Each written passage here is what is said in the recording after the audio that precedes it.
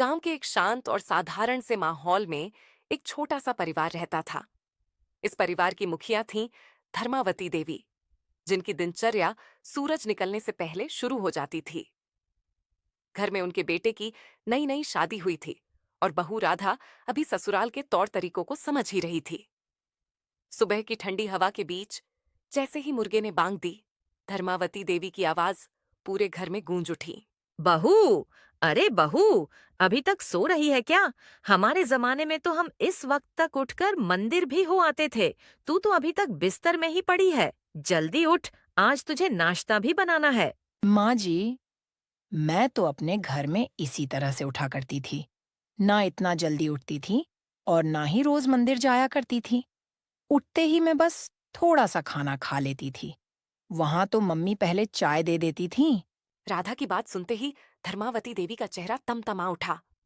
उन्होंने जोर से आवाज लगाई और आंगन में खड़े अपने बेटे की ओर देखते हुए बोली। देखो बेटा, यही है तुम्हारी पढ़ी लिखी बीवी का हाल। पहले ही दिन कह रही है, बिस्तर पर चाय चाहिए, उठते ही खाना चाहिए।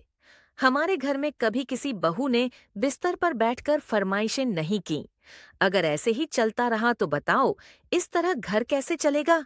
पहले ही दिन घर का माहौल कुछ अजीब सा हो गया था। जहां एक तरफ सास धर्मावती देवी सुबह सुबह रसोई में खड़ी होकर खुद ही खाना बना रही थी, वहीं नई बहू राधा कमरे में बैठी पूरे दिन मोबाइल फोन में लगी रही। न चूल्हे की तरफ नजर गई, न सास की मेहनत दिखाई दी। ये सब देखकर धर्मावती देवी का सब्र जवाब देने लगा। उनके मन में सवाल उठने लगे, अगर पहले ही दिन बहू का ये हाल है तो आगे इस घर का क्या होगा। बस फिर क्या था, सास का गुस्सा धीरे धीरे उबलने लगा और घर में नोक-झोंक की शुरुआत हो गई। बेटा, आज पूरा दिन मैंने ही रसोई संभाली है। सुबह से लेकर शाम तक चूल्हे के सामने मैं खड़ी रही और तुम्हारी बीवी ने एक बार भी आकर नहीं पूछा कि माँ जी कुछ मदद कर दूं क्या। वो तो बस कमरे में बैठी मोबाइल में लगी रही। न नाश्ता बनाया, न दोपहर का खाना देखा। ऐसी बहू अगर पहले ही दिन ऐसा करने लगे तो आगे इस घर का क्या होगा बेटा? मैं तो कुछ कह भी नहीं पाई, पर मन ही मन बहुत दुखी हूँ। मैं नहीं चाहती कि ये घर लापरवाही से चले। माँ, आप चिंता मत कीजिए। वो नया नया आई है, सब कुछ एक ही दिन में कैसे सीख जाएगी। मैं उसे समझा दूंगा। हमारे घर की रीति रिवाज वो धीरे धीरे ही सीखेगी। हर बात पर उसे टोकेंगे तो उसका मन टूट जाएगा। आप बस थोड़ा सब्र रखिए माँ, वक्त के साथ सब ठीक हो जाएगा।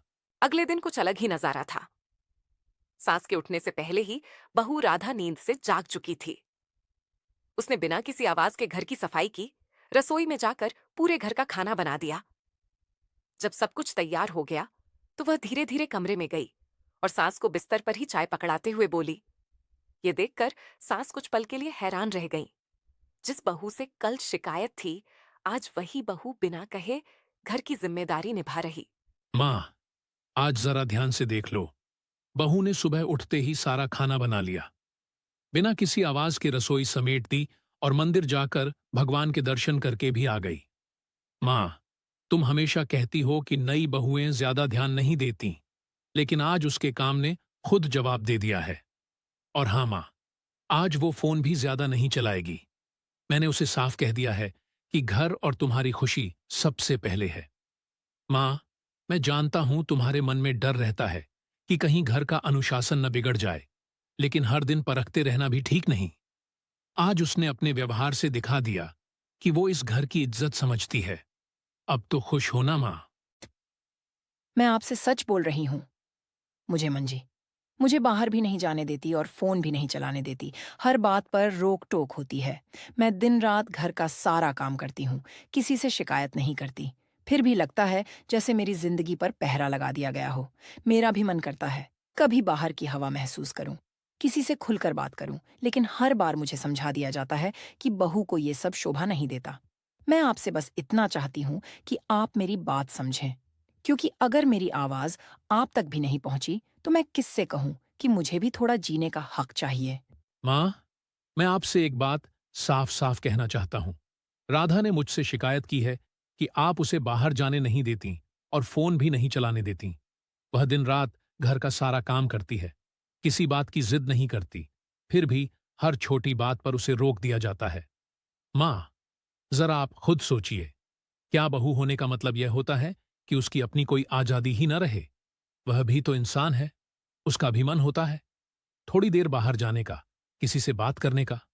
मैं आपसे यह नहीं कह रहा कि वह गलत करे, मैं बस इतना चाहता हूं कि आप उस पर भरोसा करें, क्योंकि अगर घर के अंदर ही उसे घुटन महसूस होने लगी तो यह हमारे लिए भी ठीक नहीं होगा। तुम मेरी चुगलियां अमित के साथ क्यों कर रही हो? अगर घर की कोई बात है तो साफ साफ मुझे बोला करो। पीठ पीछे बात करने से रिश्ते बिगड़ते हैं। मैंने तुम्हें कब मना किया? बाहर जाने के लिए या फोन चलाने के लिए? मेरे लिए तो जब मर्जी जाओ, ये घर तुम्हारा ही है। बहू होकर अपनी बात कहना गलत नहीं है, लेकिन रास्ता सही होना चाहिए। इस घर में जो भी परेशानी हो, वह सामने आकर बात करने से ही ठीक होती है।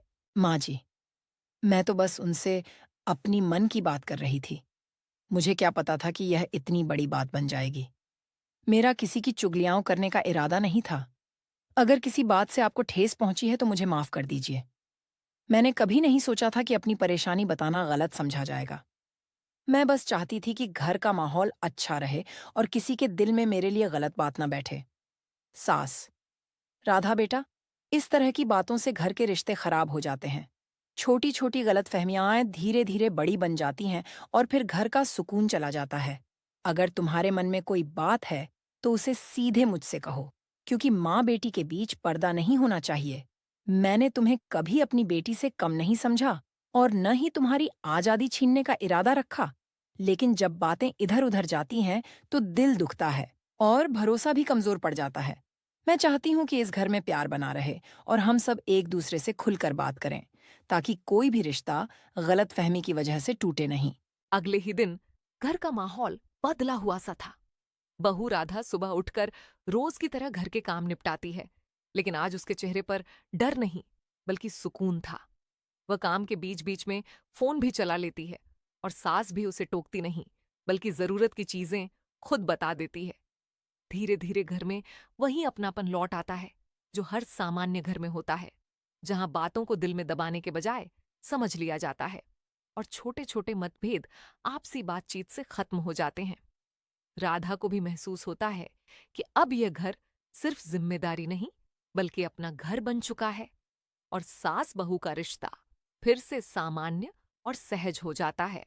मुझे आज भी याद है जब मैंने अपनी जिंदगी का पहला खाना बनाया था। वो दिन मेरे लिए बहुत खास था। मैंने अपनी अम्मी को रोज किचन में काम करते देखा था, लेकिन खुद कभी पूरा खाना नहीं बनाया था।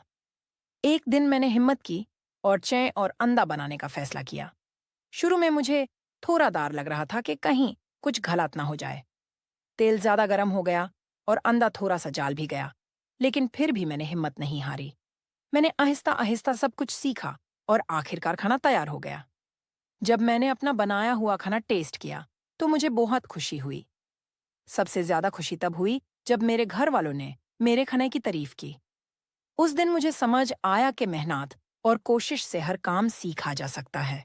वो पहला खाना परफेक्ट नहीं था, लेकिन उसने मुझे खुद पर भरोसा करना सिखाया। आज भी वो दिन मेरे लिए एक यादगार लम्हा है।